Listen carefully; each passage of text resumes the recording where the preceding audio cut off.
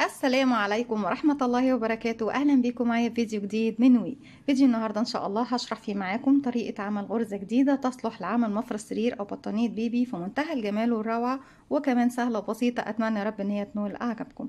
ما تنسوش فضلا ليس أمرا إذا عجبكم الفيديو تدعموني بلايك وشير وسبسكرايب. مش بس نقدر نطبق مفرش سرير او بطانية بيبي بغرزتنا النهارده، لا نقدر نعمل منها حاجات كتير جدا. تقدري تعملي منها كوفية او شال مستطيل او كارديجان او طاقية او اي حاجة انت حابة تشغليها من غرزتنا النهارده. غرزتنا هي بتسمى غرزة القلوب، هي بتكون بتدينا شكل القلوب كتير جدا. هنشتغلها بغرزة العمود بلفة، واتمنى ان هي تكون سهلة وبسيطة عليكم. هستخدم معاكم مجموعة كبيرة من الالوان، بس بيكون فيهم لون واحد منهم بيكون هو لون القاعدة للمفرش كله او للبطانية كلها او للشغل عامة اللي بتشتغلي. هختار اللون الابيض يكون القاعدة، لكن زي ما انتوا حابين تعملوا ابيض، اوف وايت، اسود، اي لون انتوا بتفضلوه مع مجموعة الالوان طبعا الخاصة بالفرش عندكم. هتشوفوا ايه، انتوا اكيد هتعملوا تنسيقة حلوة جدا. هستخدم معاكم هنا مجموعة من الالوان مع اللون الابيض كاساس للقاعدة. عندي هو كل الخيوط نوع واحد، خيط صوف متوسط السمك زي ما احنا شايفين، مع إبرة رقم 3.5 ملم. عدد سلاسل البداية الخاص بغرزتي النهاردة هي مضاعفات رقم 7. بفضل أضعف 7 7 7 7، وبعد ما بخلص المضاعفات بتاعتي بزود 4 سلاسل. الأربع سلاسل دول السلسلة طبعا اللي هي بتكون الأولى منهم بعتبرها هي المكان اللي بشتغل فيه أول فراغ عندي، هو اللي بشتغل فيه أول عمود. وبعد كده الثلاث سلاسل اللي بعدهم بيكونوا ارتفاع غرزة العمود، وبعتبرها أول غرزة عندي. في البداية بسم الله الرحمن الرحيم بسيب مسافة من الخيط وابتدي ألف الخيط حلقة على الهواء. ببتدي السطر الأول عندي باللون اللي احنا بنخليه لون القاعدة للمفرش. بدخل داخل الحلقة، أسحب الخيط وأخرج منها، طرف الخيط بشده بقى في عقدة البداية. في البداية عشان أبتدي أكون مجموعة سلاسل على الإبرة بيكون عندي على الإبرة حلقة، بلف الخيط وأخرج منها. بسم الله الرحمن الرحيم. بسم الله، 1 2 3 4 5 6 7. أرجع تاني كمان مرة، 1 2 3 4 5 6 7، وهكذا. 1 2 3 4 5 6 7. بالشكل ده بكون اشتغلت 3 مرات من مضاعفات رقم 7. وكمان ممكن تزودي زي ما انت حابة، بس انا مش بحب ازود عليكم القطعة. بعد كده انتوا بتشتغلوا المقاس والحجم اللي انتوا حابين. برتفع بعد السبعة، بعد ما ضعفت السبعة أكتر من مرة، 4 سلسلة. سلسلة بتكون الأساس عندي للعمود الأول، والثلاث سلاسل اللي باقيين اللي 2 3 4 يكونوا أول عمود عندي فوق السلسلة اللي هي رقم 4 دي. يبقى كده 1 2 3 دول العمود، والسلسلة رقم 4 هي المكان اللي بشتغل فيه العمود ده. طيب بعد كده هروح لسلسلة رقم 5، بعد 1 2 3 4، وفي رقم 5 ابتدي اشتغل أول عمود بلفة. ازاي بشتغل العمود بلفة؟ بيكون عندي على الإبرة حلقة، بلف لفة واحدة أصبح معايا حلقتين. في الحلقة الخلفية الباك لوب من السلسلة رقم 5 أدخل أسحب الخيط وأخرج. معايا على الإبرة 3 حلقات، هلف الخيط وأخرج من حلقتين، يتبقوا 2 هلف الخيط وأخرج منهم. وبكرر فوق كل غرزة بتقابلني بشتغل غرزة عمود بلفة واحدة لغاية ما بوصل إلى نهاية السطر.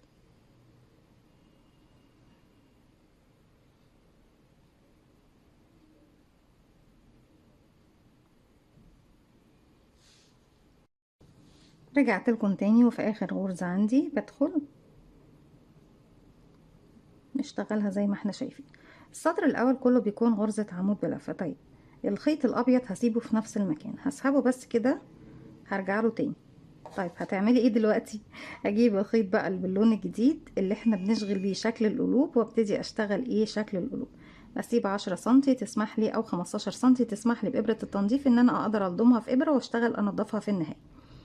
هدخل داخل الحلقة دي، بعمل بردك عقدة بداية بالشكل ده، وهبتدي على اول فراغ عندي اللي هي طبعا انا عندي دي السلسلة 1 2 3، السلسلة رقم 4 من فوق.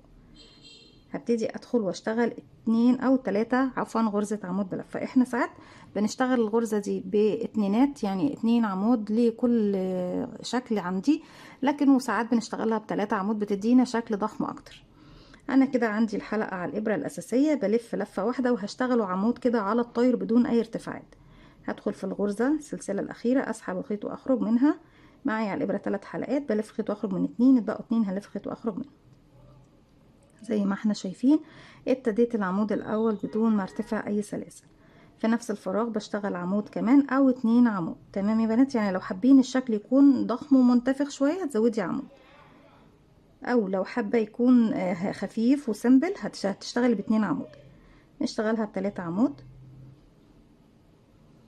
بعد ما اشتغلت التلاتة عمود وهعتبرهم عندي هنا نص القلب، نصف شكل القلب، هنشتغل 3 سلسلة، 1 2 3، وهلف خيط على الإبرة. هعد بقى من تحت 1 2 3 4 5 6، وفي رقم 7 بدخل تحت حرف الفي لغرزتي، اشتغل 3 عمود 2 سلسلة 3 عمود في نفس الفراغ، 1 أو 2 عمود 2 سلسلة 2 عمود. تمام يا بنات؟ يعني فهمتوا أقصد إيه ب2 عمود أو 3 عمود؟ كده 2 3، 1 2 سلسلة، وكمان مرة في نفس الفراغ 3 عمود، 1 2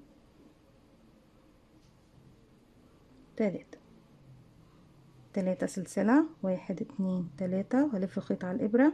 بعد من تحت 1، بعد دي آخر غرزة اشتغلت فيها، بعد 1 2 3 4 5 6، وفي رقم 7 ببتدي أدخل أشتغل 3 عمود 2 سلسلة 3 عمود. كده 1 2 3، 1 2 سلسلة، كمان في نفس الفراغ 1 2 3 سلسلة، 1 2 3، هلف الخيط على الإبرة وبعد 1 2 3 4 5 6، وفي الغرزة الأخيرة رقم 7 بخش واشتغل ايه بقى يا بنات؟ 3 عمود بلفة، 1 2 3. هعمل فيه حاجة، عندي هنا الحلقة، بلف الخيط بدخل فراغي أسحب الخيط وأخرج، معايا 3 حلقات، هلف الخيط وأخرج من حلقتين باللون ده، وهبتدي بصوا بقى الحلقة اللي أنا سبتها تحت هنا بسحبها كده، بخلاف كمان هعمل ايه، هلف الخيط واخرج من الحلقات دي كلها بالشكل ده. انا كده سحبت الخيط الابيض بالشكل ده، هخليه معايا ده كمان اهي، وابتدي ارتفع سلسلة لا انا مش عايزه ارتفع كل ده، انا هسحب الحلقة دي كمان، انا عايزة اسحب الحلقة دي كمان ان انا عندي في الداخل بالشكل ده اهو يا بنات. في الحالة دي بقى ببتدي ارتفع السلسلة بتاعتي زي ما احنا شايفين، مش عايزة خيوط كتير تكون في الجانب وتكون شكلها مش لطيف، فدايما ناخد بالنا من بداية الشغل ونهاية الشغل.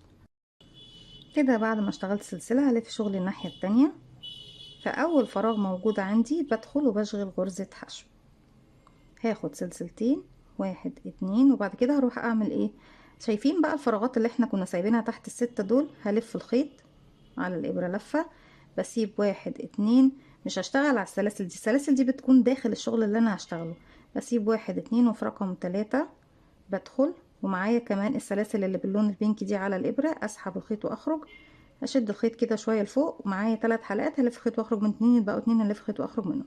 ده كده اول عمود بالنسبه لي زي ما احنا ايه شايفين. بعد كده كمان الفراغ اللي بعده عمود بلفه كمان بالشكل ده زي ما احنا شايفين.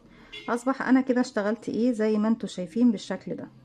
لو حاسين ان الاعمده هتكون طويله شويه ممكن نقصر في شغلنا، مفيش اي مشكله، بايديكي انت تطولي الغرزه او تقصريها. بعد 1 2 وبدخل واشتغل العمود بنفس الطول اللي انا عليه، مفيش اي مشكلة، او بتطولي شوية زي ما انت شفتي ان بشد الخيط كده لفوق شوية بالشكل ده. هاخد سلسلتين 1 2، وبروح فين يا بنات، بسيب بقى الاعمدة، ما بشتغلش على الاعمدة خالص، بشتغل على السلاسل، بروح للسلسلتين دول واشغل غرزة حشو واحدة، سلسلتين 1 2، والف الخيط على الابرة، السلاسل اللي فوق مش بشتغل من عليها، بعد بقى من تحت 1 2، وفي رقم 3 بدخل اشغل عمود بلفة، ورقم 4 كمان عمود بلفة، وطبعا 5 و6 بسيبهم زي ما ايه، زي ما انا سبت بردك الاتنين اللي في الاول بالشكل ده زي ما احنا شايفين، بتبتدي تاخد شكل القلب بالشكل ده اهو. سلسلتين 1 2، وروح فوق السلسلتين غرزة حشو، 1 2 سلسلة في الأعمدة اللي عندي من تحت، بعد 1 2، ورقم 3 و4 بشتغل فيهم عمود، 1 2 سلسلتين، واحد اتنين، وهروح لأول غرزة موجودة عندي وبشتغل غرزة حشو واحدة زي ما احنا شايفين بالشكل ده. قد ايه شكل القلوب جميل مميز، الغرزة بتكون حلوة جدا لأي حاجة زي ما اتفقنا مع بعض هنشغلها بالشكل ده. خلاص السطر اللي جاي بيبقى تكرار للسطر الأول، بيكون كله غرزة عمود بلفة فوق كل غرزة عمود بلفة. برتفع واحد اتنين تلاتة وهعتبرهم غرزة عمود بلفة زي ما احنا شايفين. احنا كده طبعا بعتبر الثلاث سلاسل دول فوق اول عمود. عندي هنا سلسلتين، فوق السلسلتين بدخل واشتغل عمودين، يعني فوق كل فراغ بشتغل ايه؟ عمود بلفة كده، عمود. والسلسلة رقم اتنين بدخل في الحلقة الخلفية الباك لوب واشتغل عمود. هلاقي هنا بعد كده العمودين بشتغل فوقيهم عمودين زيهم، عمود عمود، وهكذا. السلاسل بشتغل فوقيها أعمدة، أو ممكن من تحت السلسلتين بتدخلي وتشتغلي على طول العمود بتاعك، عمود عمود، فوق الحشو بشتغل عمود، وهكذا حتى نهاية السطر بشتغل فوق كل غرزة تقابلني غرزة عمود بلفة أيا كانت الغرزة بنفس عددها. يعني لو سلسلة بشتغل فوقيها عمود، لو حشو بشتغل فوقيها عمود، لو عمود بشتغل فوقيها عمود، لغاية ما بوصل لنهاية السطر. رجعت لكم تاني، وزي ما احنا شايفين في نهاية السطر برجع تاني بقرر اني بسحب اللون الابيض بالشكل ده وبسيبه في نفس الاتجاه، وهجيب لون جديد وابتدي اعمل عقدة بداية، او انا بسحب الحلقة دي من فوق اخر حلقة عندي من السلاسل، وبعد كده بالشكل ده اهو ابتدي ارتفع السلاسل اللي انا عايزاها. بس انا بفضل دايما اشتغل بالطريقة اللي تحت يا بنات، اني الف الخيط على الابرة بعد ما عملت عقدة البداية وبدخل في غرزتي او في السلسلة اللي هشتغل فيها واشتغل العمود بالشكل دوت على الطاير. بيكون حلو جدا وجميل، ومش محتاج انك ترتفعي مجموعة سلاسل زي المكان ده. هنا انا مضطرة ان انا ارتفع سلاسل زي ما احنا شفنا، لان انا كده كده الخيط موصول عندي من المكان ده من تحت هنا، فينفعش ان انا اشتغل من فوق، يعني ان انا ابتدي اوصل من جديد. لكن انا هنا طالما عندي الفرصة متاحة ان انا اوصل الخيط من البداية واشتغل العمود بدون ما اعمل ارتفاعات، فما فيش مشكلة. فوق نفس الفراغ بشتغل كمان 2 عمود بلفة، واحد اتنين. برجع تاني بقى اكرر، هي غرزتنا اساسا عبارة عن 3 سطور، الاول والتاني والتالت، نرجع اول تاني تالت وهكذا. 3 سلسلة، واحد اتنين تلاتة، هلف الخيط على الابرة بعد بقى واحد اتنين تلاتة اربعة خمسة ستة، وفي رقم 7 ابتدي اشتغل. هتبصوا تلاقوا القلوب هتكون في نفس المكان اللي احنا دايما بنشتغل فيه، واحد اتنين تلاتة، واحد اتنين. السلاسل اللي ما بين القلب اللي هي طبعا التلاتة عمود والتلاتة عمود بيكونوا 2 بس، السلاسل اللي ما بين كل قلب وقلب بيكونوا 3 سلسلة، 2 3 3 سلسلة، واحد اتنين تلاتة، وبنعد واحد اتنين تلاتة اربعة خمسة ستة، وفي رقم 7 ببتدي اشتغل 3 عمود، 2 سلسلة، 3 عمود.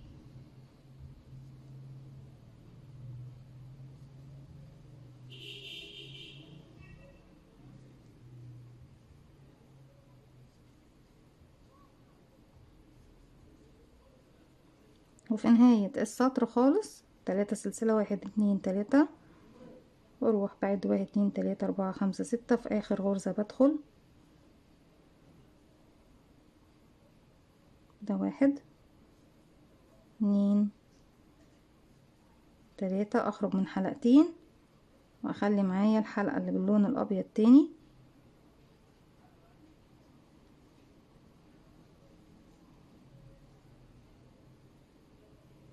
هسيب بقى اللون اللبني وابتدي اسحب بالشكل ده. انا بس محتاجه ان انا اسحب ايه الحلقه دي من هنا الاول، وبعد كده هسحب الخيط الابيض من هنا زي ما احنا شايفين كده، هتكون افضل. ارتفع بقى السلسله، هنا كده كده عندي الحلقه اللي سحبتها دي هتكون بمثابه السلسله، بس عشان الشغل يكون مرتاح هرتفع السلسله بردك بعد ما شبكت. بشتغل حشو في اول فراغ، سلسلتين، بلف الخيط على الابره بعد من تحت واحد اتنين، وفي رقم 3 بدخل في العمود عندي من تحت اهو، بتكون عندي على الابره بردك السلاسل اللي باللون اللبني، واشتغل عمود، وفي الفراغ اللي بعده كمان عمود، سلسلتين، واحد اتنين، فوق السلسلتين هنا بشغل حشو، وبكمل لغاية نهاية السطر سلسلتين، 2 عمود، سلسلتين حشو، سلسلتين، 2 عمود، سلسلتين حشو، لغاية ما بوصل للنهاية. وفي النهاية برتفع 3 سلسلة، وبعد كده بشتغل عمود فوق كل فراغ يقابلني، بالظبط تكرار السطر رقم 3. وبفضل بقى اكرر بنفس الطريقة غرزتي لغاية ما بوصل لنهاية شغلي.